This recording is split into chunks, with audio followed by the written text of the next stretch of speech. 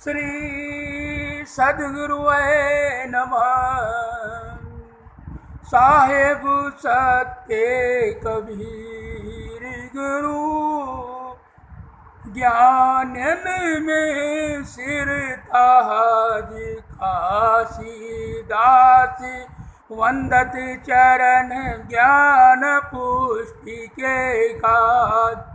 नमो नमो गुरुदेव को, नमो कबीर कृपाल। नमो संत शिरोमणि, जीवन के रक्षिपाल। पारख रूप कबीर गुरु, दीन बंधु निर्धारी। बंदी चोर कृपाल प्रभु, विघ्न विनाशक हार। बंदो सतगुरु पार की, धरो चरणों में शीश। हाथ जोड़ी स्तुति करूं, मिले ज्ञान बख्शीश। श्रोता बन अर्जी करूं, गुरु गुरु सिदास। मनसा वाचा कर्म ना, जीवन देन तरास। न गुरु दिग तत्वम, न गुरु दिग तपो। गुरु ज्ञानात्रपम नास्ति, तस्मै सद्गुरुवे नमः। ध्यान मूलम गुरु मुहूर्ति पूजा। पूजा मूल गुरो पदम, मंत्र मूलम गुरो वाक्यम। मोक्ष मूलम गुरो कृपा। गुरुदेवो गुरु धर्मो, गुरु निष्ठा पर तप। गुरु पर तप नास्ति, तस्मै सद्गुरु परम। परम पूज्य सर्वे संत समाज, मान्यवर धर्म प्रेमी बंधुओं तथा श्रद्धा मूर्ति माताओं और बहनों और बच्चियों, मानवता की भ्रम निवारण, मनुष्य अज्ञान बस भटक रहा है। मनुष्य न अपने स्वरूप से परिचित है और न अपने शक्ति से, इसलिए वह उन बेजान मिट्टी, पत्थर एवं अष्ट धातुओं की मूर्तियों के सामने घुटने टेक कर नाक रगड़ रहा है और उनसे भोग मोक्ष मांग रहा है। जो अपने ऊपर बैठी मक्खियों तक को उड़ा नहीं सकती, मनुष्य को विचार विवेक करना चाहिए। जो जिस मूर्तियों में थोड़ा भी कीमत की धातुएं लगी हैं, वे अधिकतर चोरी हो रही है तथा कुछ कांच के सुनार घर गलाया जा रहा है। जो भगवान अपनी रक्षा नहीं कर सकते, तो वह क्या दूसरे की रक्षा करेंगी। परख शक्ति के अभाव में भोले भाले मानव उद्धार के लिए आकाश की तरफ ताक रहा है और काल्पनिक देवी देवताओं को पुकार रहा है। परख के अभाव में मानव अपशुकन ग्रह मूरत दिशाशूल ज्योतिष्य जाल भूत प्रेत मरी मसान तंत्र मंत्र के भ्रम में पड़ा हुआ है। कोई बिरला विवेकी ही निष्पक्ष होकर सत्य की परख करता है। संसार में सभी महापुरुषों ने जीव को मारना या जीव को दुखाना भी पाप कहा है, किंतु हिंसा केवल जीववध ही नहीं, हिंसा अनेक प्रकार के होते हैं। हिंसा करने वाले शाकाहारी, मांसाहारी, धार्मिक तथा अधार्मिक सभी तरह के मनुष्य सम्मिलित हैं तथा कुछ ऐसे लोग भी हैं जो मांस तो खाते हैं किंतु मनुष्यों के साथ उनका व्यवहार बहुत बहुत सुंदर होता है। वे स्वयं तकलीफ उठाकर कष्ट सहकर अपने पास के पैसे खर्च कर दूसरों की सेवा तथा सहायता करते हैं। वे किसी गरीब, दुखी, अभावग्रस्त, कमजोर, मजबूर आदमी की मजबूरी का नाजायज फायदा नहीं उठाते तथा उनका आर्थिक, बौद्धिक तथा शारीरिक शोषण नहीं करते। तो दूसरी तरफ कितने ऐसे भी शाकाहारी हैं जो कट्टर धार्मिक पुजारी है, रोज 3 घंटा भगवान का नाम जपते हैं, पूरा पूजा आराधना करते हैं, सोते जागते रटते रहते हैं। वे मांस खाना तो दूर, मांस को छूते भी नहीं, किंतु उनको किसी दीन, दुखी, अभावग्रस्त गरीब आदमी को शोषण करने में, उनकी मजबूरी एवं लाचारी का फायदा उठाने में कोई संकोच नहीं होता। वे मुर्दा मांस नहीं खाते, किसी पशु पक्षी का मांस नहीं खाते, वे जीवित मनुष्यों का मांस खाते हैं और एक दिन नहीं जिंदगी भर खाते हैं। जब तक आदमी जीवित रहता है तब तक खाते रहते हैं। वे लाचार, दुखी, गरीब आदमी का मांस खाकर अपनी तौन बढ़ाते हैं, तिजोरी भरते हैं। वे कितने धार्मिक हैं कि रोज सुबह पक्षियों को दाना चुगाते हैं,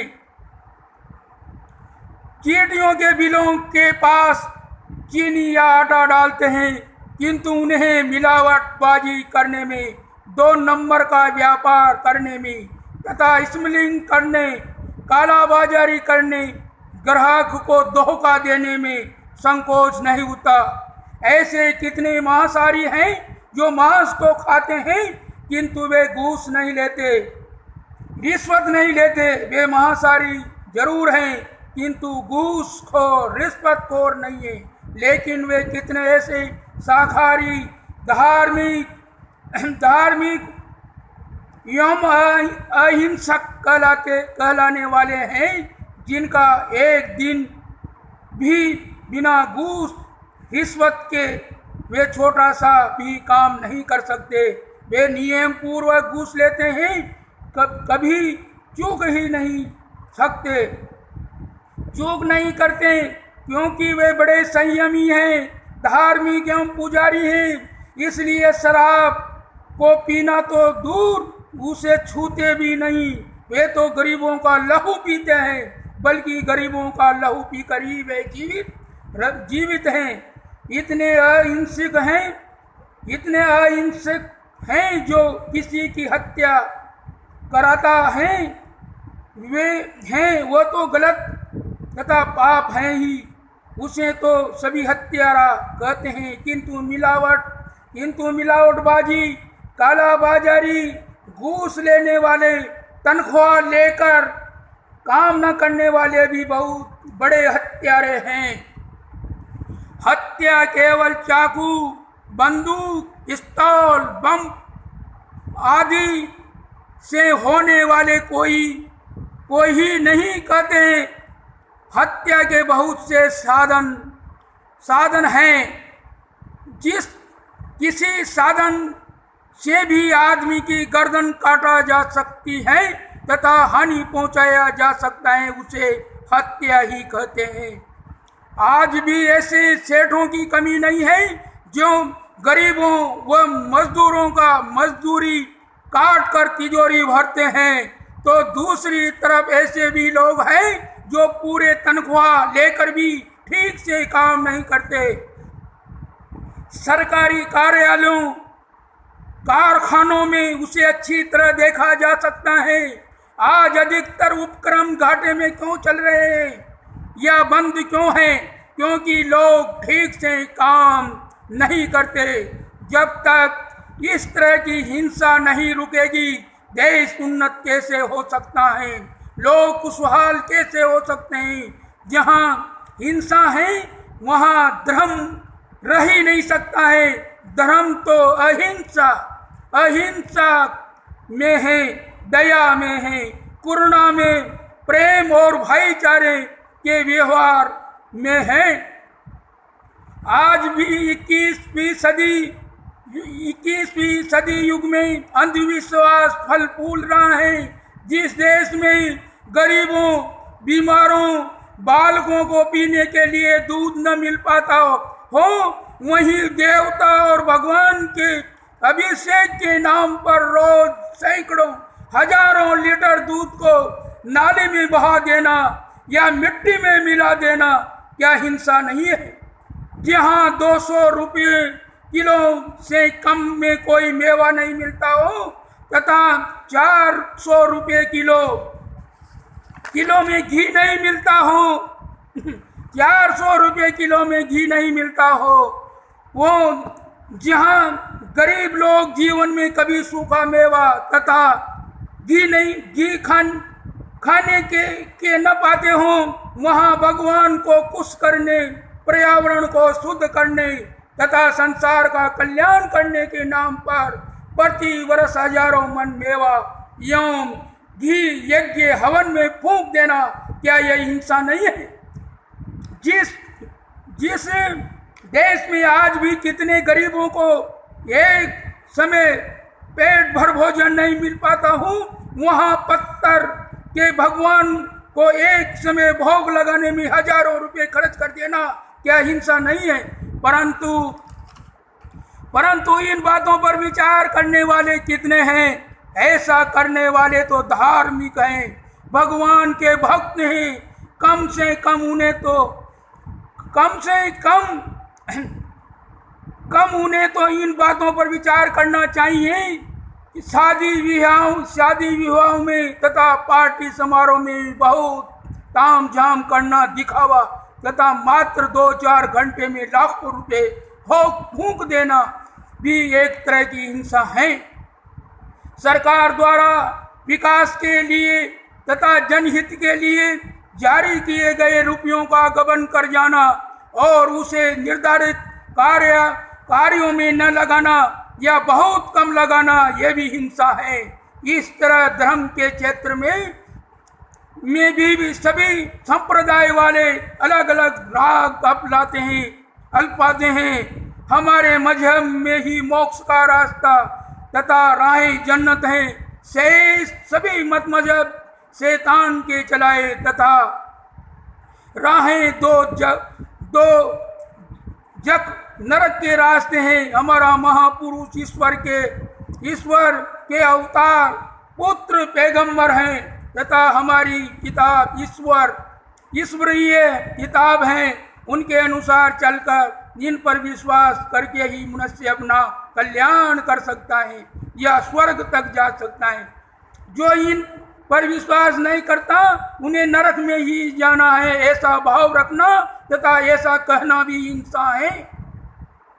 कितने धर्म गुरु तथा धर्म उपदेशक भावुकतापूर्ण उपदेश दे रहे हैं कि तुम में क्या शक्ति है, तुम न तो कुछ कर सकते हो और न तुम्हारे करने से कुछ होगा। जो कुछ करने वाला है वह ऊपर है, भगवान है, प्रभु परमात्मा है।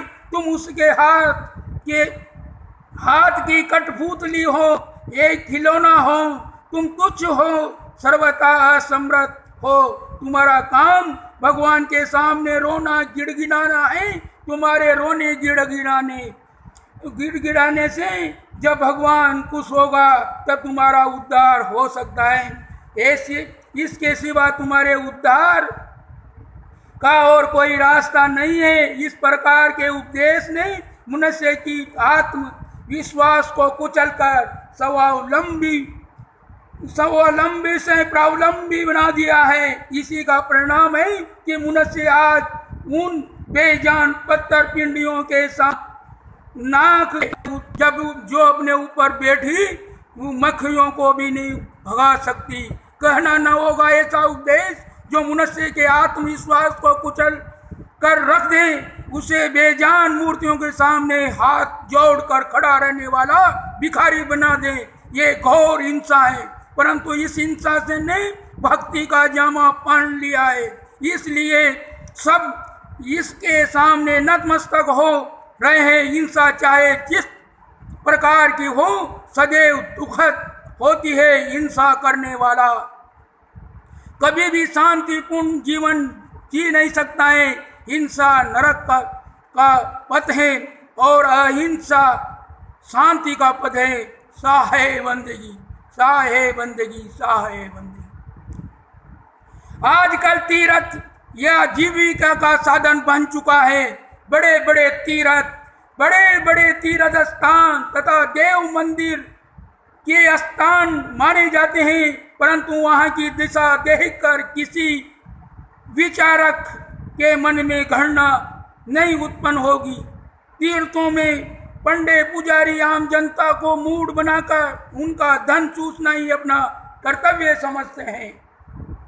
कहते हैं ईश्वर अनंत ब्रह्मांड का पालक है, देवी देवता सर्व सामर्थ्य हैं। फिर जनता को बताया जाता है कि ईश्वर और देवी देवता को धन पैसे से अप्रीत करो तो सबका पालक हो। उसको धन पैसे देने का क्या अर्थ है? यात्रियों तथा भक्तों को बताया जाता है कि भगवान के भोग के लिए धन दो। दाल भात के भोग में इतने पैसे लगेंगे, पूड़ी में इतने अधिक तथा मोहन भोग में इतना और अधिक। जो भगवान को भोग लगाता है वो पुण्य का भागी होता है। मानो भगवान कोई गरीब एवं कंगाल व्यक्ति है और उसे खिला देने से बहुत बड़ा उपकार हो जाता हो। तीर्थों में पंडे पुजारी ये नहीं चाहते कि यात्री के पास एक पैसा भी बचा रह जाए। उनको कर्जी बनाकर भेजने की चेष्टा करते हैं। ये ठीक है कि तीर्थों और देव मंदिरों के प्रबंधों को निर्वाह के लिए कुछ धन चाहिए और यात्रियों द्वारा थोड़ा थोड़ा देने से उनका निर्वाह ठीक से हो सकता है, परंतु उन्हें तो भगवान और देवी देवताओं के नाम पर अनुचित धन संग्रह और भोग विलास करना है। इनके गलत व्यवहार से कोई भी विचारक तीर्थों और देव मंदिरों में एक बार जाकर पुनः वहां जाने की इच्छा नहीं रख सकता। ये सब देखकर गोस्वामी तुलसीदास जी ने दोहावली में कहा है, सुर सदनी तीरथ पुरहिन निपट कु काजी कुलाज मनव मवासे मारी कली राजत सहित समाज। अर्थात देव मंदिरों, तीर्थों और पुरियों में अत्यंत निर्जल कुकृत्य हो रहे हैं। मानो कलिकाल ने अपने समाज काम, क्रोध, हिंसा, व्यभिचार, छल कपट आदि सहित वहां अपना किला रोक रखा है। साहे बंदगी, साहे बंदगी, साहे बंदगी, साहे। अगर कोई त्रिकुटी रह गई हो तो सज्जन वर्द सुधा कर पढ़े। निविनर आर्थ से पाठक बंधु इसका अध्योपादन अवलोकन करते हुए अपने सद्विचारों से में लाभान्वित करने की कृपा करें। साहे